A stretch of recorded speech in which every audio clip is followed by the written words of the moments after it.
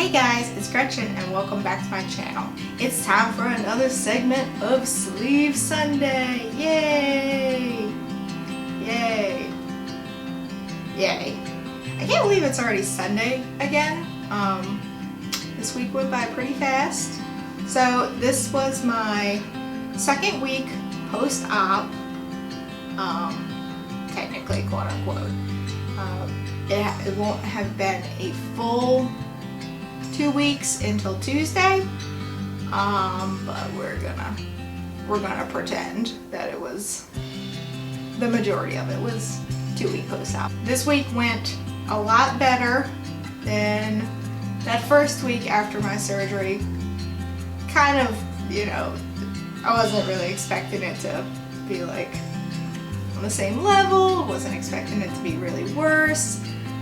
The beginning part of the week, I will say, was a little difficult still. My exhaustion was still really down. I actually found myself becoming more exhausted than when I was in the hospital, which is kind of shocked me a little bit. I was expecting to regain my strength and to be able to start doing things again, and really and truly every little thing was making me exhausted. I did return to work on Wednesday of last week, but what I've been doing is working there half day and then working home half day, and that really did help a lot. My dietitian really wanted me to wait until Tuesday of this coming week to go back to work, but I was like, no, I think I could do it. But I am glad that I did do the half and half. It really did help with my exhaustion, my fatigue, just sitting at a desk doing work. I found myself becoming very exhausted. I wasn't doing anything like physical. I was at my desk, I was catching up on stuff. I'm still trying to catch up on stuff that I missed. I found myself becoming very tired. And I suppose it's because the only thing I've been ingesting are like fluids. One good thing that came from the second half of this past week is that my stomach is starting to tolerate milk, which is great because I've been drinking Fairlife milk. It's got a lot of protein in it, which I suppose is helping me get my strength back, is helping me become less exhausted. Today has actually been one of my better days since my surgery. The only pain I feel is if I lay on my left side. If I lean on it a little bit, my incision around my belly button area, which is where they pull the stomach out through. So it is a bigger incision compared to the other ones.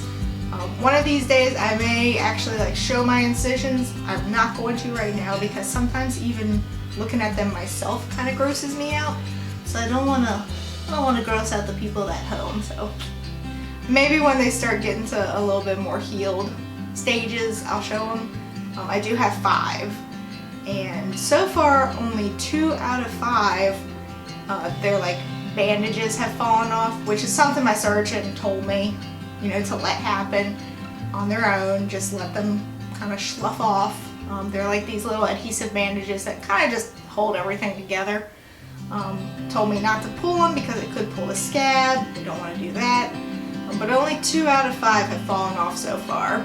So this week was kind of getting my stomach acclimated more to not only ingesting more than just water, but to be able to ingest more than just 1 ounce every 15 minutes. It was very difficult up until about, I'd say 3 or 4 days ago, actually. I still found my stomach going like, hold up, nope, I can only do 1 ounce. I can hold more, but I can only do 1 ounce right now. But today my stomach has actually done a really good job. I'm proud of the old girl. I've been drinking my water, I've been getting some milk down. For some reason, and I don't know why, but my stomach still does not like protein drinks, which is weird because it is dairy based, and so I was like, oh well, it's starting to like the Fairlife milk, surely it'll like protein drinks again. Nope, it makes the most horrific sounds. And I'm just like, okay, no, we're gonna pump the brakes on that one. I did feel better after talking to my mom a little bit. I was like, my stomach just makes these terrible sounds. And she's like, oh, I'm almost 2 years out and mine still makes terrible sounds. So I was just like, oh, that's great. That's just something I have to live with. On the bright side though, at least it's not just my stomach that makes those sounds. I was worried for a little bit that it was just mine. But to hear that my mom was like, no, 2 years out and mine still does it. And I'm like, okay, so that's just my stomach saying like, stop, hold up a second. So this week I did kind of hit a little bit of a stall with losing weight. Like I said last segment, I think I said that I had lost 18 pounds in that little bit of time, which was phenomenal. I have since lost 22 pounds. I mean, that's fantastic to be less than 2 weeks out from surgery and I've already lost 22 pounds. That's insane. But at the same time, I'm like, you know, you push that a little bit more. Like, come on, give me something to work with. I do think my organs are getting back situated, kind of, sort of. Going to the bathroom like I should, TMI, but that's part of the whole process. Is your organs kind of waking back up from anesthesia. I didn't realize how long anesthesia can actually like stay in your system. I remember back to my mom's surgery in June 2015, and she doesn't remember the entire summer. Now, anesthesia affects her a little bit differently than most people, you know. I can certainly remember things from this past week. I can remember things from around my surgery date. There are some things that are still kind of like hazy in my mind from the surgery date. I thought I was coherent during that time. Not really. I guess I was at the moment, and then I like would zonk out on pain meds and just completely forget everything. So yeah, there's really not much to report on this past week. Trying to think of some things that were different. I could pretty much do most things on my own again, which is great. Every so often I will get some pains. Sometimes it comes from not taking deep breaths as often as I should. Sometimes it just comes from how I lay on, like, you know, furniture. I still have to sleep with like pillows surrounding me in bed because I don't want to accidentally roll over on the one incision that can be kind of painful on its own without any like push from elsewhere. This week I did do a lot of just sleeping and just vegging. As much as I wanted to get up and do things, it is still kind of hard. Like I said, I still find myself getting exhausted. Today is actually, it probably is the best day since my surgery because I've felt very little pain. I have not gotten as exhausted, though I feel a little exhausted right now, which is weird because I haven't really felt that way all day. I guess it was just the setup and everything. But yeah, so this week, not too much. Still on the damn liquid diet, but I have my 2-week post-op appointment tomorrow, Monday, even though my surgery was a Tuesday. Keep in mind that my surgery was originally for a Monday. And they had already set up all my 2-week, my 4-week, my 6-week post-op appointments, and they were like, one day is not going to affect anything. I'm like, yes! Because I get to eat 1 day sooner. So tomorrow, I will be going to my nutritionist. I don't know if I'm actually going to meet with my surgeon. I asked my mom about that. I was like, you know, what should I expect from the 2-week post-op? And when she went through, she met with her surgeon and the nutritionist. Now, I don't know if things have changed in 2 years' time. But by the sound of it, like, they've called me twice this week. That was something. I kind of forgot this. Twice this week, I've gotten calls about my post-op discharge, like questionnaire type deal. They just wanted to know, you know, how I was feeling. Was I going to the bathroom regularly? Was I getting my liquids in? Pain, things of that nature. And I got that phone call twice. I believe I got the first one Monday or Tuesday, and then the second one was like Friday. Just very simple questions. I think they just wanted to make sure that I wasn't, you know, like dying or something like that, or like my incisions had popped open, or like my urine was brown or something like that. So just very basic, just making sure that my body's getting back to how it should be. But yeah, so I think I'm only going to meet with my nutritionist tomorrow, at least by the sounds of it, because both phone calls, they were like, and you have your appointment on Monday. I was like, yep, sure do. And they were like, and you're going to meet with your nutritionist. And I'm like, yep.